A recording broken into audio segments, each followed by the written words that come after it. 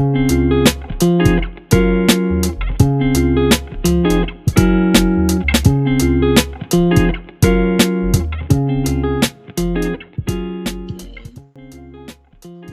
Assalamualaikum warahmatullahi wabarakatuh. Waalaikumsalam warahmatullahi wabarakatuh. Okay, guys.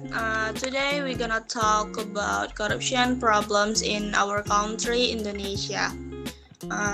Corruption is behavior carried out by someone who abuses their power for personal gain, right?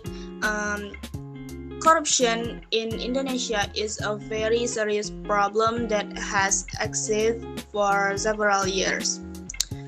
So guys, what do you think of the corruption rate in Indonesia? Okay, Al, what do you think? I think the level of corruption in Indonesia is quite high. For example, state and region officials who are often reported to have committed corruption. That's my opinion. Okay, and how about you, Vira? I agree with all opinion. Corruption in Indonesia is very high. According to Indonesia's Corruption Perception Index score in 2023, it remains the same as in 2022, namely at 34, based on international transparency on a scale of 0 to 100, where 0 means the most corrupt, while the 100 means the cleanest. And Indonesia is at number 34, which indicates that the level of corruption in Indonesia is very, very high. Oh, yeah. And Nisa, what do you think? In my opinion, corruption has become a culture in Indonesia.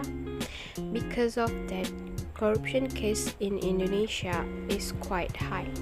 That's my opinion. Okay, that's a good opinion, everyone. I also agree with you. The level of corruption in Indonesia is still quite high. There's a lot of corruption cases that occur. But of course, there is a root cause of this corruption case. And what do you think is the root or cause of corruption? What do you think, Aul? I think one of the root causes of corruption is high political costs that DPR members have to incur to run and win the general election. That's my opinion. And what about you, Nisa? I think the causes also the luxurious lifestyle of the corruptor or surpass the salary they get.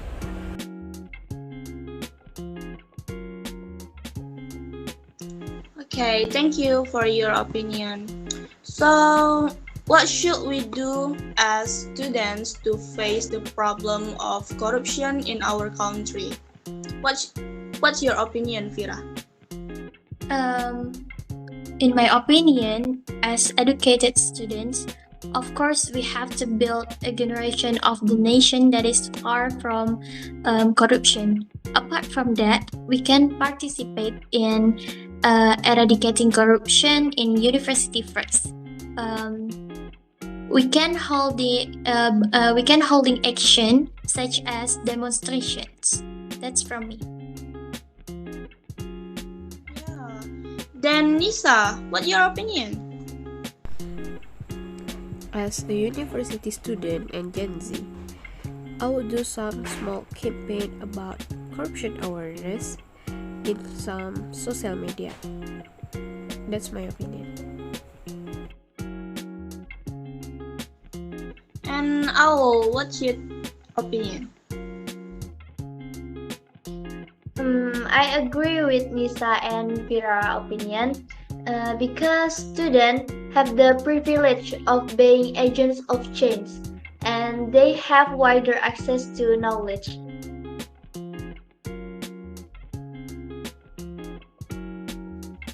Yes, there are many things we can do as students, but I think that is not enough to eradicate corruption in our country. Um, Severe punishment is also needed so that corruptors are deterred and people are afraid to commit acts of corruption. I think the appropriate punishment is the death penalty. Do you agree with the punishment? Owl?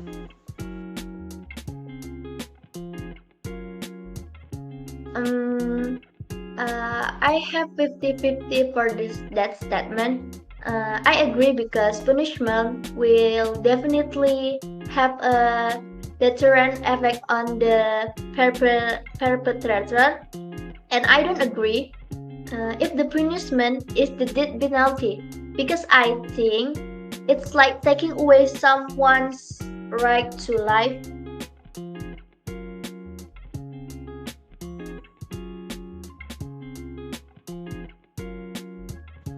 Okay, then Vira, do you agree with that? I'm disagree with Owl. Why? Because I think the corrupt deserve to die because they harm not only person in this country but also the country. And the death law has been in effect since 2014 and applies to be premeditated murder, corruption, trafficking, and drug use. That's why I think the death or maybe the death for the corruptor is they deserve that. Okay. And how about you, Nisa? What do you think? I think in some heavy case of corruption, the appropriate punishment is the death penalty. Why? Because corruption become a culture in this country and jail is not enough for the corruptor. That's my opinion. Okay, there are those of you agree and disagree with the death penalty for corruptors. So guys, what if one day you become a government official while corruption is still prevalent? What will you do? Owl, what will you do? I don't think that I can be a good government official, but if I were in that position, I will make policies that could reduce corruption and I will supervise regional budget. That's what I do. Okay, and Nisa, what will you do? If I become a government in the future, the first thing I do is strengthen the principle I put on goodness. And I need someone who can make me realize if I made a mistake. Because the best prevention is from ourselves and then for other peoples. Okay. And how about you, Vira? What will you do if you become a government official?